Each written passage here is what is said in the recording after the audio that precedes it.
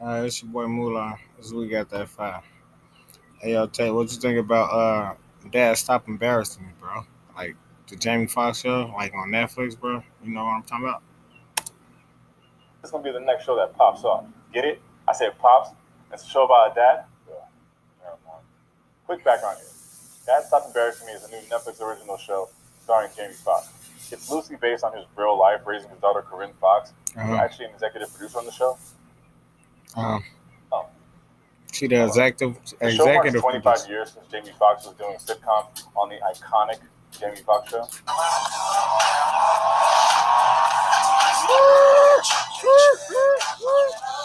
Yeah, the good old days. Anyway, back to this show. The other producers are Bentley Kyle Evans, who actually worked with Jamie on the Jamie Foxx show, and Ken Whittingham, who's connected to a lot of shows, but he's actually won awards for his work on like The Office, He ain't work 30 on the Rock, Jamie Foxx and show. Parks and Rec. We've got 8 episodes here in season one, about 30 minutes each. They were all filmed in Atlanta, probably in about 2 days. All right, 2 days. plot time. Dad Stop Embarrassing Me is about a teenage girl from Chicago who goes to live with her dad in Atlanta. Her mom passed away, so now she'll live with her dad, his dad, and her aunt. Let me break down the main characters here. Of course, the star of the show is Jamie Foxx, who plays Brian Dixon.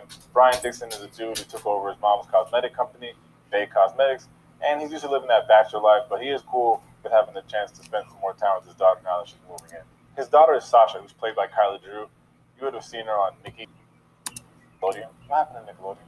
No Good Nick on Netflix. No relation. But this will be her biggest role to date. Jamie's dad in the show is Pops Dixon, who's played by David Allen Greer. So that's kind of like a nice little In Living Color reunion there, like 30 years later. But the real ones know David Allen Greer from having his girl stolen by Eddie Murphy in Boomerang. Sasha's aunt on the show is Chelsea Dixon, who's played by Portia Coleman. You would have seen her on The Parkers or like Wildin' Out. Here in the show, she also lives with Brian, and she has an on again, off again relationship with Brian's best friend, Johnny. Johnny is played by comedian Jonathan Kite, and besides being Brian's best friend, he's also a cop in Atlanta. He's kind of like the Hakeem from Moesha of the show. He's like always at Brian's house eating his food. Johnny's daughter Zaya Right. is in the show, played by up and coming actor Miracle Rain. She supposed She to be quickly becomes dumb. Sasha's best friend. She's kind of like the Waldo Geraldo Faldo of the show because she's Dumb. not smart. You also Right. got Stacey Collins, who's Brian's assistant at Bay Cosmetics. She's played by Heather Hemmings. You Supposed would to have seen like her if you she watched in another Tyler relationship. Perry's If Loving You Is Wrong, even though making that show is probably wrong. Finally, there's Manny, who's played by Valente Rodriguez. Of course, that's the homie from the George Lopez show. Manny's Mm-hmm. Brian's handyman, but he's also He always at the house, everything so he's kind of else. like part of the family. Each episode has a different story, like your typical sitcom. They tackle her moving in and throwing off his bachelor ways. There's a church episode.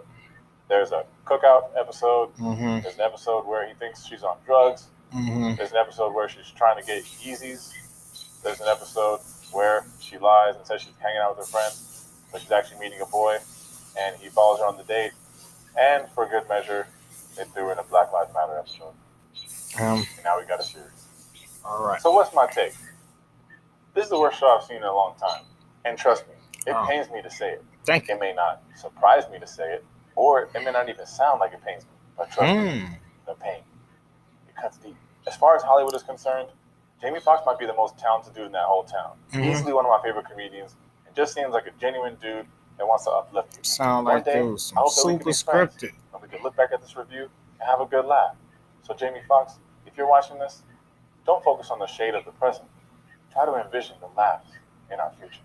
Anyway, it's safe to say that I'm a huge Jamie Foxx fan, and I Me still too. think that Me the too. Jamie Shout Foxx out show Jamie. is Shout one out of the Jamie. most underrated TV But I shows don't know what in that our history. was, man. But Dad, Stop Your Embarrassing Me is really the most unfortunate show title because this cringe fest is nothing more than an embarrassment. All right, let's get organized here. First, some positives of the show. Characters here, which is like the Martin or like the Coming to America. Yeah. That's cool to see. I mean, he's like trying. Like you can tell that underneath something that Jamie Foxx is still funny. It's just I think the show They that was he's given trying too hard. doesn't allow him to be great. That David was Allen Greer that is was still an crazy. icon, so it's cool to see them reunite on a show like He this. saved it. I think they give him the most basic storyline, but even through that, you He can still see saved the flashes of his greatness. But that's it for the positive. He The writing saved on this show is just terrible. There's not a lot of shows today that have an actual laugh track, but hearing that laugh track after a not funny joke just gives room for more cringe. Like, there's a scene where Brian comes downstairs and she's his sister. And he goes, "How's my favorite sister doing?" And she goes, "I'm your only sister." And the laugh track comes on. That was the acting is also really bad. And I know she's young and she's got a lot of room to grow, but Kyla Drew playing his daughter is really not that good. But I think the worst character on the show is the cop Johnny. Like, there's a scene where he says, "I once ate 36 hot dogs," and then the laugh track comes on. Yeah, we got to defund the police. Last scene I'm gonna touch on here. I promise. I don't promise. All right. So there's a cookout scene where Brian's pops, that's David Allen Greer, and his siblings are competing for who got the best ribs. Whoever wins the competition gets to keep their dad's ashes in their house for the year. Okay. Naturally, in typical sitcom fashion, they try to sabotage each other. One of them puts ice in one of the grills. One of them unplugs a grill. But then, one of them literally opens up the urn and sprinkles ashes onto the ribs. Listen, I don't think it's registering. Oh, do you realize that white people also have Netflix logins? They're gonna fire up their smart TVs and turn this show on because they love Jamie Foxx and The Masked Singer, and they're gonna see black people using the ashes of their actual grandfather as seasoning for ribs. This is serious. Anyway, let me hurry up and get out of here. It's also edited terribly. They use those cheap PowerPoint effects that you used to use back in high school when you first discovered Windows 95. You know the ones I'm talking about. Like, yes, like these. There's a scene where they're smoking, and it just looks like $2 special effects.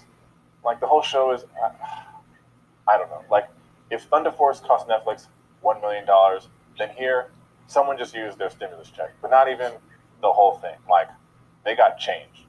I'm gonna give Dad Stop Embarrassing Me 2 stars. I just don't know who this show is for. As a lifelong hater of Blackish and neither. Thinking that Black AF I said the same thing. Trash, same thing. They're both Just so stole all better. that. And I don't know same how I thing. feel about even saying that out loud right there. Who am I? I'm saying it. Show did to me. My opinion, I'm saying is still corny, but at least they tackle some real issues that you can get some value from, like especially right. watching You as a family. you Black get AF tried way too hard to be current, but they still do a better job at that than this show. Plus, it's also edited like a real show that costs actual money. They was talking quality family really shows, in the background. and we deserve them. Some of y'all might be thinking like, "Damn, Tate, like you're hating. Like it's a family show. Like relax. Like they're out here smoking weed in their kitchen just cuz. Like, and they're cursing. So like, who's supposed to be watching this? Like, what family is supposed to be seeing this? Please tell me." I try to think back to the best black family shows we've had. Obviously, the Cosby started it all, but we had a great run in the 90s into the 2000s. We had the Wayne brothers, the Fresh Princes, the Family Matters, the Bernie Macs, the Steve Harvey Show, Everybody Hates Chris, My Wife and Kids. Where are the black family quality shows of the 2010s and 2020s? Maybe you guys can help me out in the comments because we need them. They corny. I don't see them. Y'all be the judge. This show's available right now on Netflix. As always, thanks for checking out Taste Take. Well, like I said, I'm not the only person who feel that way. So there y'all have it, man. I just was looking like, so y'all didn't see that? Nobody saw that? Oh, okay. That was funny? Okay. Maybe I guess because they was hitting the button, then they thought somebody else laughed, so they laughed. I don't know.